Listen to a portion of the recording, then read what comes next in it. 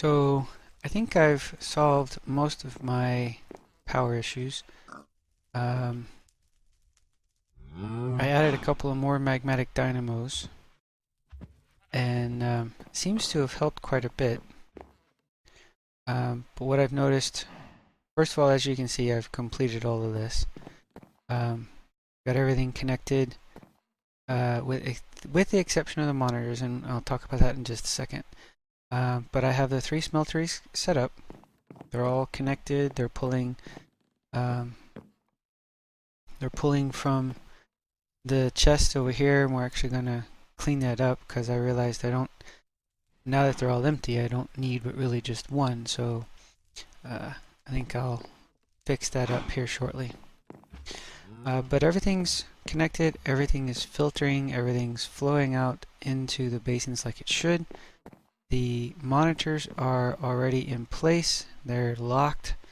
And let me connect them and I'll show you what they look like. While I was putting all that together, I went ahead and created a wireless access point because I'm all over the place. So this is kind of helping. I was looking for cable. So let me connect these up real quick. I'll show you what the monitors look like. There's 1, 2, and 3. And there they are. So this one has silver, tin, and platinum, or shiny, whatever how you look at it. This is the gravel, the sand, the dust, and then the results. These are the blocks. This set down here is your aluminum, gold, and nickel. Again, in the same order. As you can see, I got a lot of... That's not iron. That's supposed to be aluminum. I put the wrong one in there. So let's find the aluminum. As you can see, I have a lot of iron.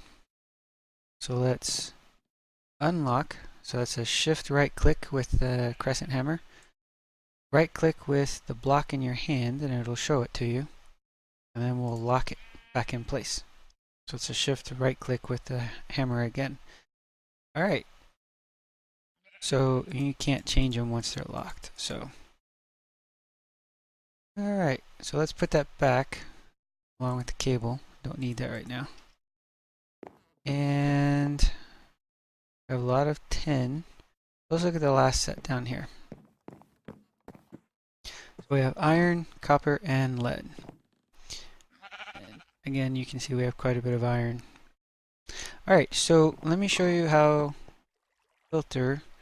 First, let's look at the piece back here. I have 2 export buses. I have 2 sets on the bottom one, and I have 1 set on the top. Since there's 9 different metals, I did 3 of them, 3 on each. 1, 2, 3, and 6, and then 9. So that's why I have in front of them 3 columns. Alright, so to show you the filtering here on, if I can get back up there, on these fluid ducts, and I can't get up there. Oh well, so I'll just have to walk around. So I put in a pneumatic servo on all 9 of these. And in here, since it's a fluid filter, I told it to whitelist, and I had to have a bucket of molten metal. We'll look at, and the thing is, at this time, I haven't figured out how to do this, but I've got to be, I'm trying to figure out how do I take the molten metal buckets and put them back into the system. Right now I have a bucket of each just sitting in my inventory, or sitting in my AE system. So you see I have, that's a water bucket. I have iron, gold, copper, tin, aluminum, nickel. I have 1 of each.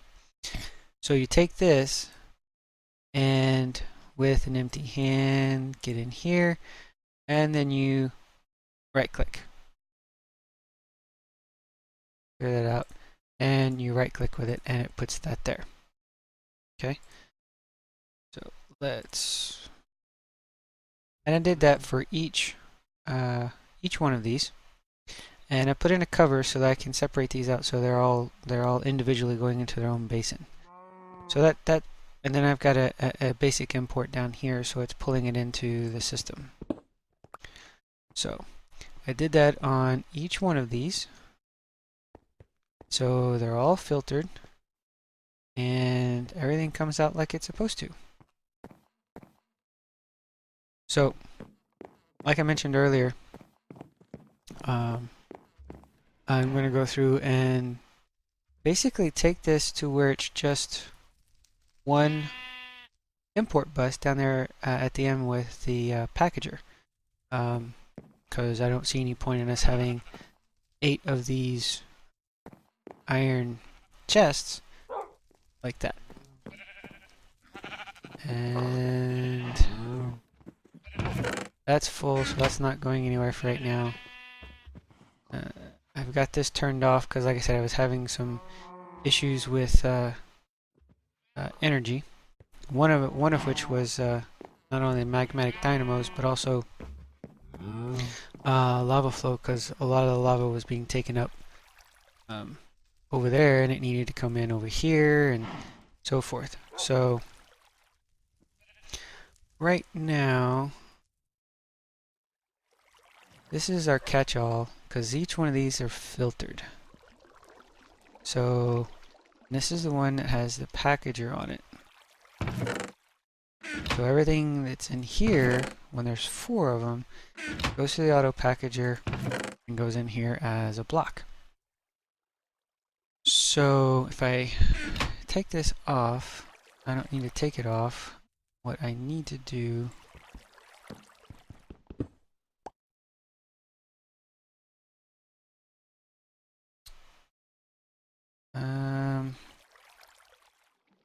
let me think about this.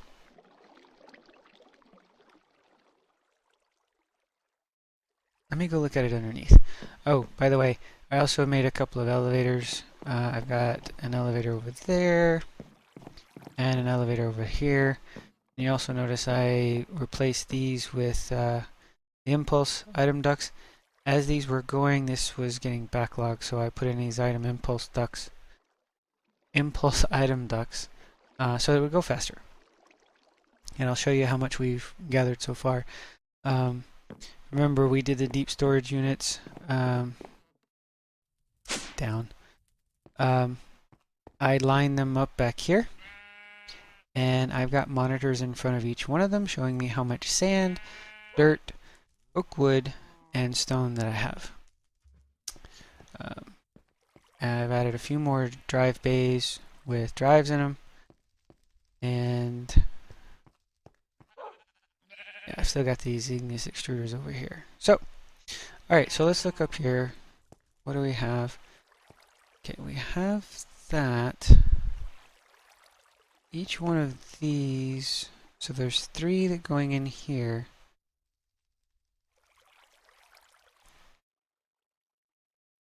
Two, 3, so 3 different types of, we have broken, crushed, pulverized for the 3 here, and then there's 3 there, and there's 3 on top. And that's coming out of here. So this just really needs to be basic import. That's what those are. If I take one of those basic imports, bring it over here, and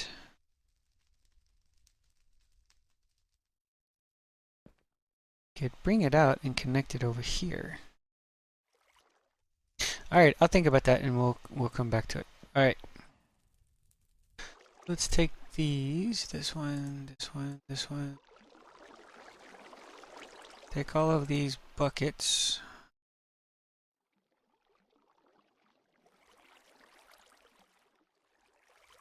Let's go get our tank.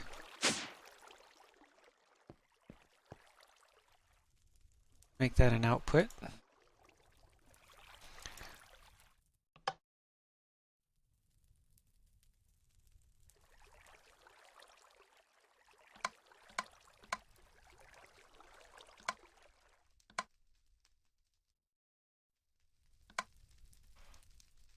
There we go.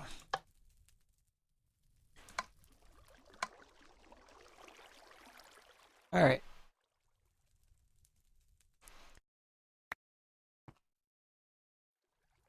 So let's see if we can't put these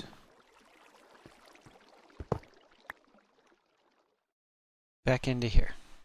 So let's grab our fluid duct, pneumatic servo,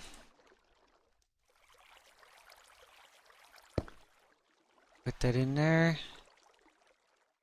Don't want that to happen. Get our tank, put it on top.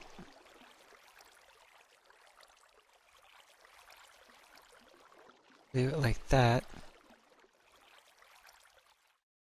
Let's see if we can take one of these and put it back in here. Nothing in there. We just put a bucket of molten iron back in there. Cool. So, how many is that? 6 nuggets. Okay, we're going to end up losing some. Sorry, 6 nuggets. 6 ingots. Just realized what I said. Alright, so that's copper. We can put that one in there.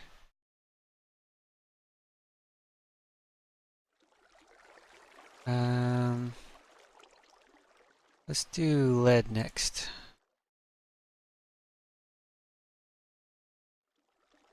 Alright, so let's disconnect that one. Reconnect this one. Put that way.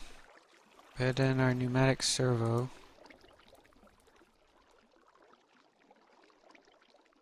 And let's turn it on. So our ingots should be flowing out. Supposed to have 6 of these. When those 6 are done, 7 of those and 7 of those.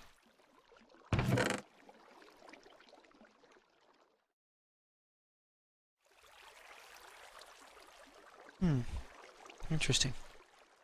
6. Okay. So that should be the latter part of it.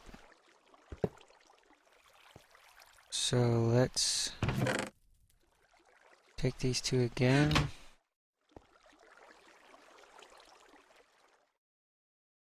Turn this off for a moment. Put this back. Put that there. Turn it back on. We'll put in our copper. According to earlier, it said 7, so we should see 7.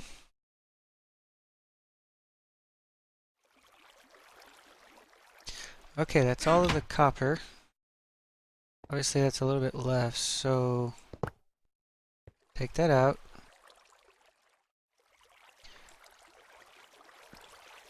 Turn this off again. Put in our lead.